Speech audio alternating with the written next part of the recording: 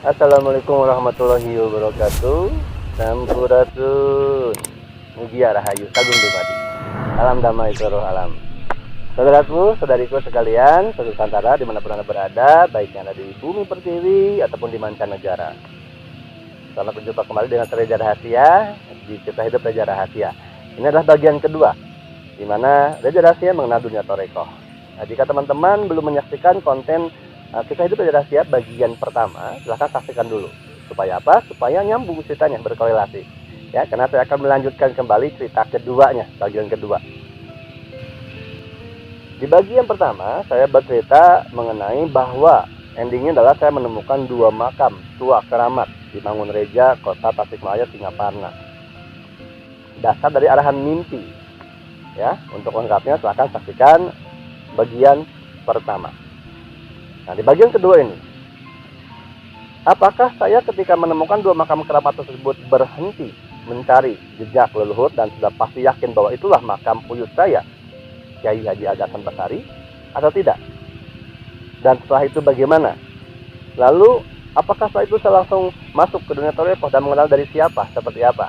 Nah, ini di bagian kedua saya akan ceritakan. Masih panjang perjalanannya. Semoga teman-teman terus bisa menyaksikan, menyimak, dan bisa memetik apa dan seperti apa dan bagaimana soal proses Reja Rahasia ini mengenal dunia Torekoh. Jika ingin menyimak, ingin menyaksikan, silahkan simak, silahkan saksikan. Perjalanan hidup, kisah hidup Reja Rahasia mengenal dunia Torekoh bagian kedua. Kehidupan adalah sebuah perjuangan. Kehidupan adalah peperangan. Tapi tujuan kehidupan bukan soal menang atau kalah, bukan juga perkara berhasil atau gagal, tapi mengenai pelajaran yang kita dapatkan dari kehidupan untuk perbaikan diri kita dalam kehidupan. Selamat datang. Ini dia kisah hidup Reja Rahasia.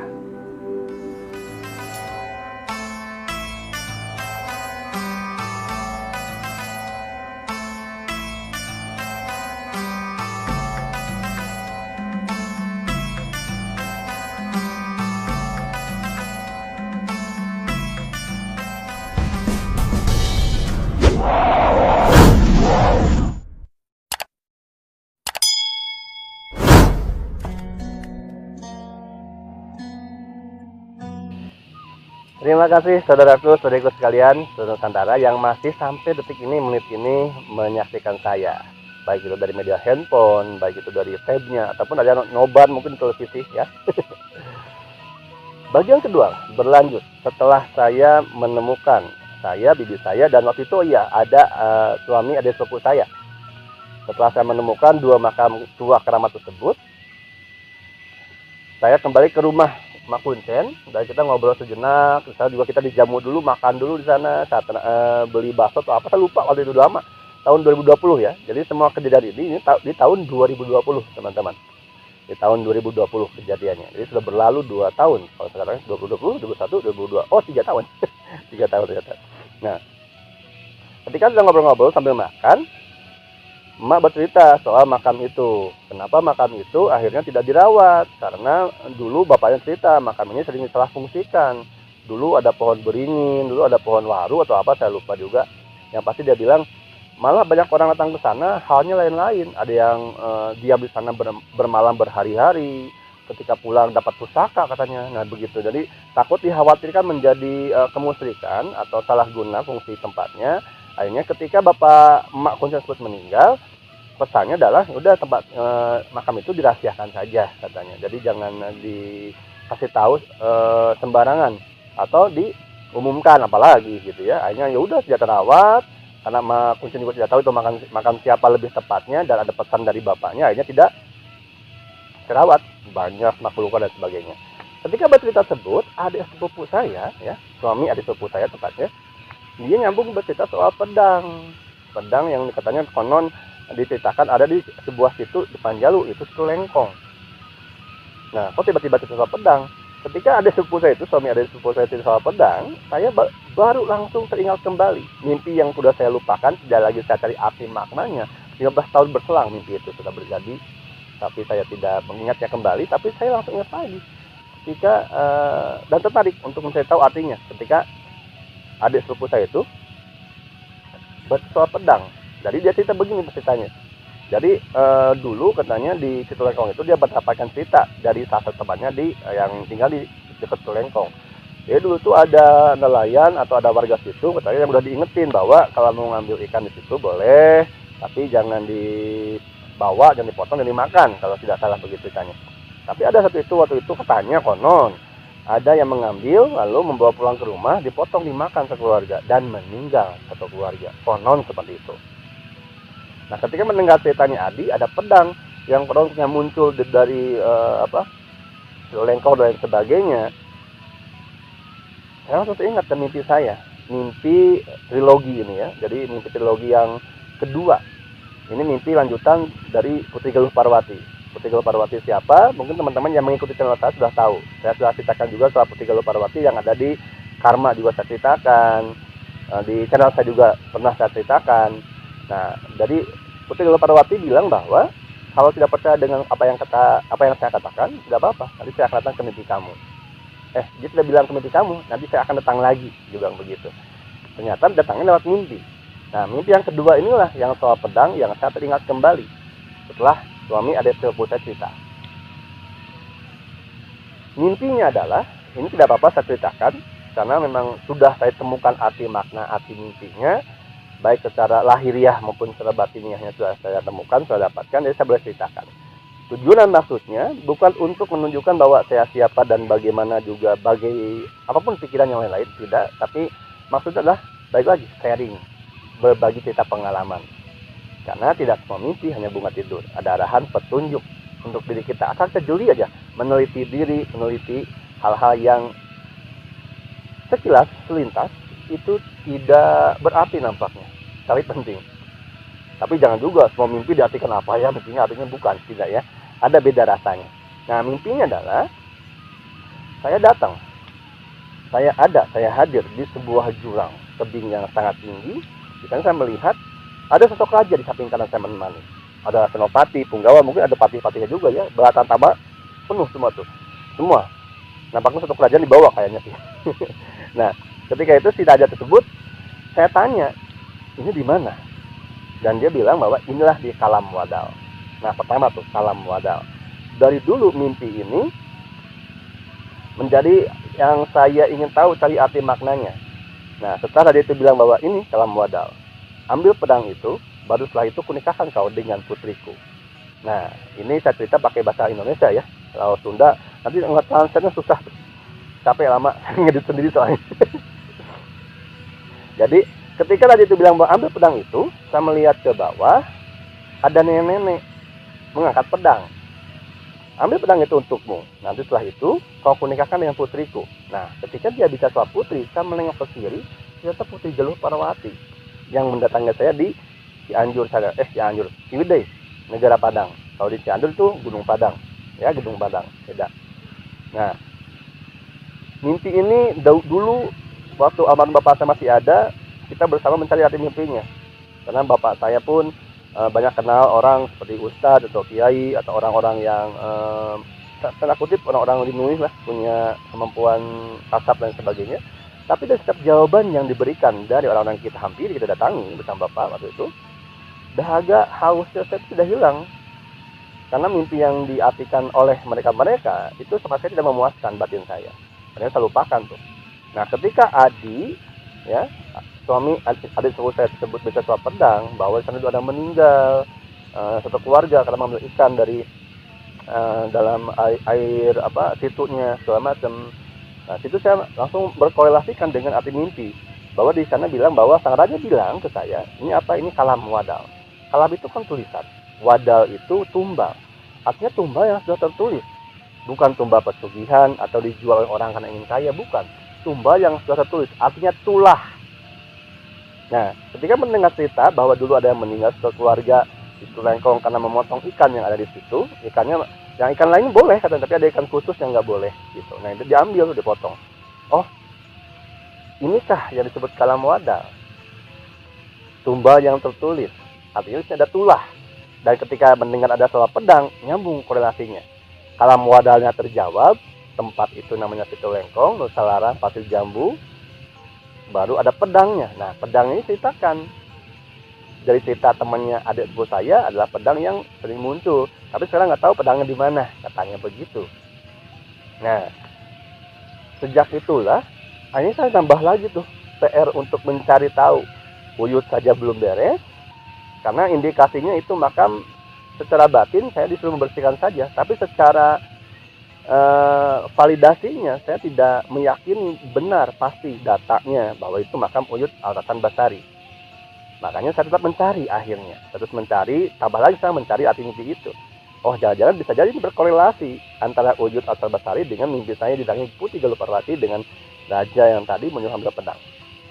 Nah ketika saya bertanya itu tempatnya di mana? Oh itu di Situ Lengkong katanya. Oh Situ Lengkong. Nah, karena waktu itu memang sudah malam, hampir malam tepatnya, belum malam. Akhirnya kita tidak sempat tuh ke Situ Lengkong, belum ke Situ Lengkong.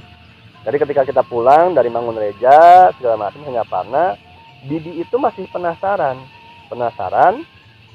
soal tempat yang, ingat kalau teman-teman nyimak di bagian pertama, ketika saya sedang makan, selesai makan istirahat sebelum ke Gede Kawali dan ke Sukapura, bibi saya sempat hilang tuh. Dia ada di depan gapura mau masuk, tapi saya cegah untuk masuk. Karena tujuannya bukan ke sini, Bi, kita ke sana yuk gitu. Nah, untuk menghilangkan kepenasaran bibi saya tersebut, pulang dari Mangunreja tersebut, kita lewat lagi tuh Geger Ciomas, lewat sana lagi, lewat lagi. Sudah terlewat tuh Geger Ciomas itu, sudah kelewatan. Tempat makan kita juga sudah kelewatan. Ketika belum agak jauh, bibi itu baru mengutarakan hatinya itu, bahwa dia bilang bahwa Jang, bibi itu masih penasaran sama tempat yang kemarin, Jang, katanya. Nah, yang mana? Ini tadi kelewatan tuh. Nah, tadi tuh. Bibi tadi di situ juga merasa ada cowok banggil-banggil katanya. Pakai baju serba putih, Kiai. Oh ya, Mas Abi. Nah, karena di situ saya melihat masih agak sore waktu itu ya, belum terlalu ini juga. Yaudah, Abi, kalau gitu yuk kita balik lagi menghilangkan kepenasaran bibi saya. Balik lagi lah kita ke sana. Pas balik lagi, mana Bi? Ini, oh ini masuklah. Masuk, kita parkir motor di dekat samping rumah makannya. Di situ ada gapura. Nah, masuk dari gapura itu 5 meter kalau tidak salah, dari gapura itu atau 10 saya kurang tahu, lupa. Saya nggak sempat bawa meteran soalnya, jadi nggak ngukur. Dekat ya pasti dari gapura tersebut. Di situ tertulis Kiai Haji KH Panghulu Gusti. Wah, maksudnya saya mau pulang tuh. Mau pulang dan mencari lagi Kiai Haji Al-Hasan Basari urus saya nanti lagi deh gitu. Tapi ternyata ketika masuk ke sana, loh ini ada Kiai Haji Panghulu Gusti. Kembali flashback, teringat mimpi yang mendasari saya datang ke Panjalu, ke Tasik, ke Sukapura. Karena waktu setelah menemukan makam tua keramat tersebut, saya rasa oh ya untuk momen kali ini cukuplah ini dulu aja, kita pulang yuk ya. Tapi ternyata rasa penasaran bibi saya mengantarkan saya kepada makam selanjutnya, Kiai Haji Panghulu Gusti. Warnanya dari kayu, papan nama itu berwarna hijau. Mimpi sebelumnya, waktu ketika saya bertawasul ingin cari leluhur saya, diberitahukan bahwa tidak ada Kiai Haji Al-Hasan Basari, ada juga itu menunjuk sebuah masjid, ada warna hijaunya, bertuliskan Al-Hasan Basari, Al-Basari tulisannya. Nah kalau teman-teman yang nyimak mimpi ini, itu bisa disaksikan di bagian 1 ya. Nah ini warna hijau sama juga teman-teman. Kiai Haji Panghulu Gusti, jangan-jangan ini ya. Karena waktu di mimpi tersebut, ketika saya nyampe ke masjid, saya disuruh ke makam, disuruh ke pesantren, ada sosok ulama yang bilang bahwa tidak ada Al-Hasan Basari. Ada juga ini nih, Kiai Haji, hilang suaranya, saya bangun tidur. Di situ ada Kiai Haji Panghulu Gusti di papan nama tersebut. Apakah ini yang dimaksud dalam mimpi saya?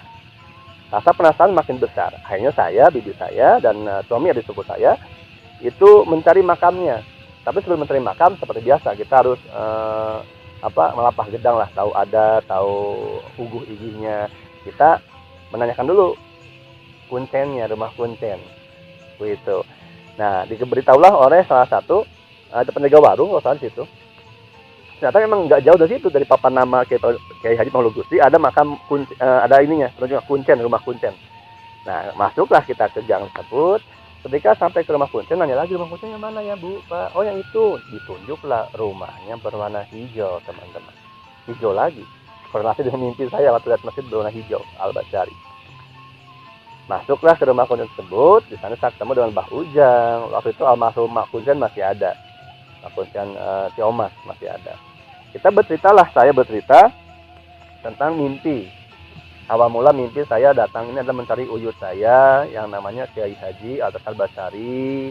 Uyut saya ini tidak ada pusaranya, sedang tahu. Kami mencari jejaknya untuk bisa bertawasul supaya lebih mantap atau afdol gitu. Nah, ini mohon maaf Mak, Kiai Haji Panghulu Gusti ini saya yakin ini bukan nama asli. Namanya beliau ini siapa? Nah, Mak Kuncen akhirnya bercerita bahwa namanya adalah ini banyak. Ini sengaja saya rahasiakan namanya apa? Kenapa? Karena makam Kiai Haji Panghulu Gusti ini juga di Panjalu sendiri ada 3 kepercayaan soal siapa Kiai Haji Panghulu Gusti. Jadi saya rahasiakan. Tapi ada salah satu nama yang disebutkan oleh Mak Kuncen almarhumah yang saya juga pernah dengar dari bapak almarhum dan kakek saya. Kalau uyut kamu itu salah satu namanya ini. Kalau bapak saya bilang kamu tuh keturunan dari ini dan namanya sama yang disebut oleh Mak Kuncen. Saya sama Bibi langsung saya tengok tuh, karena Bibi juga tahu itu. Jangan-jangan ini terjadi jangan berbisik. Ya udah, hanya kita niatkan untuk berziarah. Kita berziarah ke makam. Sebelum berziarah ke makam, kita mandi dulu tuh. Kita ada sumur air karomah yang berdasarkan legenda itu ada sangkut pautnya cerita dengan Kiai Haji Panghulu Gusti. Terus yang paling besar status adalah dengan Prabu Sanghyang Borosengora yang perjalanan mencari ilmu sejati disuruh balik lagi kalau sudah bawa air yang sudah tumpah di gayung karancang atau gayung yang dari bambu yang bocor-bocor. Jangan tumpah tuh. Nah, konon salah satu airnya itu adalah ke tanah, tumpah di sana atau ada yang menetes di sana dan lain sebagainya. Salah satunya ada di Citulengkong juga gitu. Nah, selesai mandi, akhirnya kita berziarah lah di sana. Berziarah, berdoa, bertawasul, dan luar biasa nikmat sekali. Di sana saya dapatkan sesuatu dari tawasul tersebut yang itu saya simpan untuk pribadi, yang menghilangkan dahaga, kehausan saya menemukan uyut. Tapi secara data validasi belum, ya, secara fakta dohir. Nah, ketika saya mendengarkan Mbah Ujang bertawasul, wah enak sekali tawasulnya dan lengkap. Maka setelah kita jaroh ke makam Kiai Haji Panghulu Gusti di Geger Ciomas, pulangnya ke rumah Mbah Ujang, saya minta tuh untuk doa tawasul. Nah, tanpa saya duga, Mak Kuncen almarhumah itu memberi sebuah buku kecil warna hijau, ada gambar kupu-kupu gitu. Ini aja bawa nih kalau mau tawasul mah, belajar di situ untuk melengkapi. Karena jujur saya waktu tahun 2020 itu belum lengkap tawasul dengan bahasa Arab. Jadi saya sering memakai bahasa Sunda atau bahasa Indonesia. Nah, setelah itu kita pulanglah teman-teman. Karena bibi saya juga ada kerjaan, ada sepupu saya juga ada kerjaan. Begitu kita pulang. Kalau tidak salah itu bulan Juli, 11 Juli tuh ke makam Geger Ciomas itu, 11 Juli. Nah, ini Mbah Ujang nih, saya foto waktu itu setelah makam. Beberapa minggu atau beberapa bulan kemudian, saya lupa. Singkat cerita, saya melanjutkan kembali perjalanan untuk mencari tahu mimpi soal pedang. Nah, karena waktu itu yang membukanya adalah suami adik sepupu saya, maka saya mengajak kembali suami adik sepupu saya itu. Waktu itu bibi saya ajak, tapi memang sedang berhalangan hadir.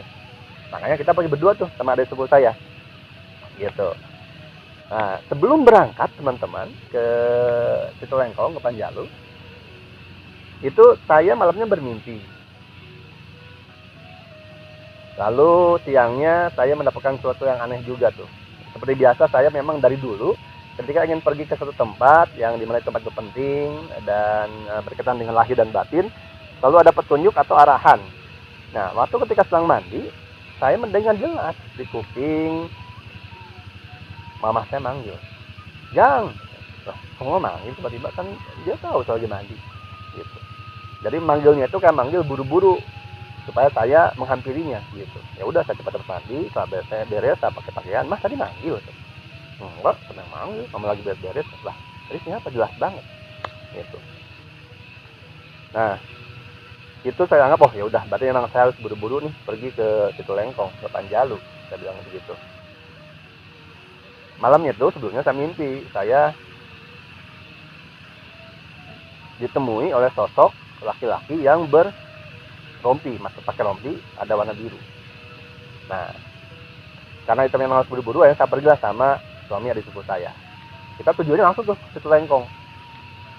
Begitu sampai ke situ Lengkong, kita parkir, saya langsung ke pedagang sekitar. Saya bertanya, karena sebelumnya saya sudah menemukan jawaban dari mimpi yang 15 tahun saya lupakan, bahwa kalau mau ada, oh tempatnya situ Lengkong.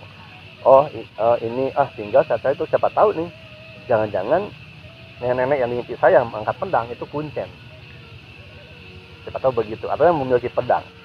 Nah, saya nanyalah ke si pedagang, "Ibu, mohon maaf, di sini ada kuncennya?" "Ada," katanya. "Di yang mana nih? Yang situ Lengkong, yang Nusa Larang, atau yang di ujung Winangun?" katanya. "Oh gitu, yang kuncen perempuan maaf Bu, yang mana?" saya bilang gitu. "Oh, yang ujung Winangun." "Rumahnya di mana Bu?" "Mohon maaf, saya tahu." "Oh ada di sana." "Nanti di sini ini tahu." Udah. Saya tahu, saya ke rumah kuncen lah, saya rumah kuncen. Nah, dengan harapan, wah benar, rumah kuncen ada, berarti tebakan atau dugaan saya, prediksi saya berarti tidak salah. Bener nih, yang megang pedang itu kuncen, emak dengan nenek, gitu. Harapannya seperti itu. Tapi saya lupa tuh, itu kan mimpi sudah terjadi 15 tahun yang lalu, teman-teman. Udah lupa tuh. Jadi akhirnya saya sampailah ke rumah kuncen tersebut. Saya lihat dari sekitar, menunggu ke bawah Mak Kuncen. Pas lihat Mak Kuncen keluar sih, saya lihat wajahnya bukan seperti apa yang saya lihat di mimpi. Tapi nggak apa-apa, karena udah datang, siapa tahu beliau ada informasi soal mimpi saya. Tanpa ada tendensi apapun, tujuan dan harapan apapun, harapan yang gimana gitu ya. Maksud yang lain selain pengen tahu arti mimpi saya berceritalah mimpi itu kepada Mak Kuncen Ujung Winangun tersebut. Semoga Emak sehat walafiat, panjang umur. Saya karena udah lama nggak bertemu lagi dengan beliau nih, udah dari 20 belum ketemu. Semoga beliau masih hidup dan sehat bugar, amin. Saya bercerita ke Emak itu, belum saya selesai cerita soal mimpi, belum beres, baru ketika saya bilang bahwa ambil pedang itu, baru sampai begitu ceritanya teman-teman, itu Mak Kuncen langsung ngambek, langsung marah, ngomel-ngomel dengan bahasa Sunda ya, tapi beberapa dibilang bahwa gini, nggak bisa, nggak boleh, jangan berani-berani mengambil pedang itu. Siapapun yang mengambil pedang itu, kalau bukan haknya pasti akan meninggal. Dulu juga pernah ada orang datang, dia alasannya disuruh gurunya lewat mimpi segala macam ambil pedang itu. Dan apa akhirnya? Setelah dia ada yang berhasil ambil pedang, tapi tidak sampai keluar dari Panjalu, di jalan yang mana yang dia meninggal, ketabrak dan sebagainya. Dengan lantang ya, ngomel-ngomel, marah. Terus "Mak, mohon maaf, saya nggak ada maksud mengambil pedang nih Mak, saya." Dia terus ngomel-ngomel tuh Mak itu. Wah, saya berpikir kalau saya terus menjawab nih, berklarifikasi, nanti akan jadinya debat nih. Wah, nggak baik, saya bilang. Gimana ya caranya? Wah, yaudah, saya diem nih. Saya diem, dengerin dulu omelan dia. Karena memang udah biasa, saya diomelin orang. Udah saya diem aja. Ketika saya diem, tiba-tiba ada sosok nenek-nenek perempuan, pakai samping, sarung panjang, pakai kebaya. Dia bilang bahwa, "Mohon maaf ya Jang, anak mama emang begitu. Dengerin aja dulu. Nanti kalau udah tenang silahkan ngomong." Siapa nih gitu kan. Ya udah, saya ikuti aja gitu kan. Setelah saya ikuti, ngobrol sambil lihat-lihat, loh, ada lukisan Mak Kuncen Ujung Winangun dengan orang sosok yang tadi. Ternyata sosok yang tadi itu ada di lukisan tersebut bersampingan dengan Mak Kuncen. Setelah selesai, Mak Kuncen ngomel-ngomel, amarahnya sudah reda, unek-unek tersebut sampaikan. Saya menjelaskan kembali kepada Mak Kuncen, "Mak, mohon maaf. Pertama, kedatangan saya ke sini itu hanya ingin mencari tahu arti mimpinya. Apakah mimpi itu memang benar ada, pedangnya memang ada. Ada pedangnya, ada. Itu punya Prabu Borosmora, ada di Bumi Alit. Yang megang ada Kang Agus Auh, keturunannya yang ke-16. Oh iya ada, bagus kalau ada. Tapi nggak bisa diambil." "Ah ya nggak bisa." "Mohon maaf Mas, kira saya nggak mau ngambil Mak. Kalau ada, wah bagus Mas, saya mau lihat." Gitu kan. Nggak ada maksud pun mengambil saya, karena saya bukan orang yang pemburu pusaka Mak. Saya bukan pemburu pusaka, saya bukan ngambil pusaka-pusaka gaib, apalagi tidak Mak. Saya tidak mementingkan itu dan saya tidak pedulikan hal seperti itu Mak. Mohon maaf ya lagi kalau saya bercerita mungkin kurang sopan dan sebagainya. Nah, redalah emak tersebut. Lalu saya bertanya, "Mak, mohon maaf, ini lukisan ini foto siapa Mak?" oh itu ibu saya, itu kuncen pertama yang di sini katanya. Oh berarti yang tadi kuncen nih, gitu. Nah karena emak tadi bilang oh ada pedangnya, wah saya bilang oh ternyata mimpi saya bukan sekedar mimpi nih. Pedangnya ada ternyata. Baru saya itu nanya di mana mak pedangnya, di Bumi Alit ada katanya. Itu kalau mau ke sana nih dari Tulengkong kan tuh lurus tuh ke sana katanya, ada di alun-alun Bolosmora, belakangnya ada terminal masuk ke sana. Itu ketemu aja sama Abah Ono, kalau enggak sama Agus Auh katanya gitu. Oh iya mak kalau gitu mak, nanti saya ke sana mak, tapi sebelumnya mohon maaf, saya mau ziarah juga nih ke mak, makam emak. Emak mohon maaf kalau boleh tahu saya meninggalnya tahun berapa ya? Tahun 2006. 2006 saya kan mikir mimpi saya waktu itu sebelum 2006 kayaknya ya gitu. Apakah berkorelasi? Wah mungkin telat saya. Mungkin kalau saya bertemu dengan emak tersebut bisa menceritakan jauh lebih lengkap dan tanpa diomelin mungkin ya. Tapi ya memang takdirnya begitu, saya jalani. Akhirnya kita ziarahlah ke makam Ujung Winangun, ke emak tersebut, ke ibunya Mak Kuncen Ujung Winangun. Setelah ke makam Mak Kuncen, diantar juga ke makam salah satu teh juga yang di sana Ujung Winangun. Jadi ada makam yang memang tidak sembarang orang masuk, diikuti gebok sama emak tersebut. Jadi kalau mau ke sana harus lewat emak. Itu di Ujung Winangun juga termasuk makam-makam, selain makam-makam keluarga juga ada makam dulu Punggawa, Bala Tamtama, para Senopati, Kerajaan Panjalu juga. Di satu makam keramat sana ada 3 makam yang dikeramatkan. Yang emak bilang ada salah satu yang saya ingat namanya adalah yang Kadut Carius Martabaya, yang di nama Islamnya, di nama Muslimnya adalah Syekh Bayanullah. Wah luar biasa ini. Syekh Bayanullah ini kan saya sudah mengenal nama beliau di legenda cerita yang Prabu Siliwangi, yaitu ketika di mana Syekh Kuro bersama rombongannya ke Sindangkerta atau ke Karawang. Di situ ada Syekh Bayanullah dan ada Nimas Subang Larang sebagai santrinya. Nah ternyata makamnya di situ. Wah luar biasa itu. Akhirnya saya berdoa di sana, ziarah. Lalu setelah itu saya pamit ke Mak Kuncen dan saya melanjutkan perjalanan ke Bumi Alit. Pertama kali saya datang ke Bumi Alit sana. Di perjalanan saya dengan adik sepupu saya dan suami adik sepupu saya itu saya kong kali kompromi. Namanya kan Adi. Di ini pengalaman tadi kan Adi lihat ya. Adi omelin sama Mbak ketika bercerita soal mimpi nih. Jadi nanti jangan ya kalau nggak dipancing apapun jangan bercerita soal mimpi yang Adi ceritain. Karena Adi kan dengar. Ya siap takutnya nanti malah terjadi hal-hal yang tidak diinginkan. Maksud lagi ngambeknya segitunya. Apalagi kan dibilang ini pusaka kerajaan yang dijaga dan dilestarikan oleh keturunannya. Nah, aku tahu itu keturunannya ke-16. Oh ya, siap. Akhirnya kita datang ke Bumi Alit. Di sana bertemu dengan Bah Ono. Wah, luar biasa. Satu juru kuncinya juga Bah Ono. Kita ngobrol. Nah, tanpa diduga, kita berusaha bagaimana caranya supaya tidak menceritakan mimpi yang saya alami. Tapi ternyata memang ya harus bercerita juga. Nah, Bah Ono dan waktu itu alhamdulillah teman-teman Kang Agus tahu sedang ada. Biasanya jarang ada katanya gitu. Nah, pas ada. Jadi ketika ada, belum saya bercerita panjang lebar dan sebagainya, Kang Agus tahu dengan postur tinggi gede, badannya besar ya, mukanya juga garang sama tapi hatinya lembut. Wah sangat sopan, rengkuh, andalmi kalau orang pernah bilang ya, sangat luar biasa. Jadi saya juga belajar dari beliau sikap yang sangat luar biasa. Saya bercerita soal mimpi, akhirnya, padahal udah kompromi nggak mau cerita tuh. Tapi ketika saya bercerita pelan-pelan segala macam, karena Panglima Kang Agus Auh juga bukan orang sembarangan juga ya, beliau juga batiniahnya juga kuat. Jadi ketika saya jadi begini Kang, tapi sebelum saya bercerita soal mimpinya, mohon maaf, jangan ada kesalahpahaman begini. Karena tujuan saya memang hanya ingin mencari arti mimpinya, dan ternyata tadi saya udah dari Ujung Winangun, dari Mak Kuncen sana, diarahkan ke sini. Oh lah, mimpinya apa? Coba ceritakan dulu. Saya mulai berpikir dulu tuh menata bahasanya supaya tidak salah kata. Berceritalah saya sama itu tersebut. Di luar ekspektasi, ternyata Bah Ono, Kang Agus Auh sangat berbeda dengan emak. Jadi Kang Agus Auh mendengarkan dengan sama teliti dan juga sangat menghargai. Ketika di bagian pedang, Kang Agus langsung menjawab, Kang Agus Auh langsung menjawab bahwa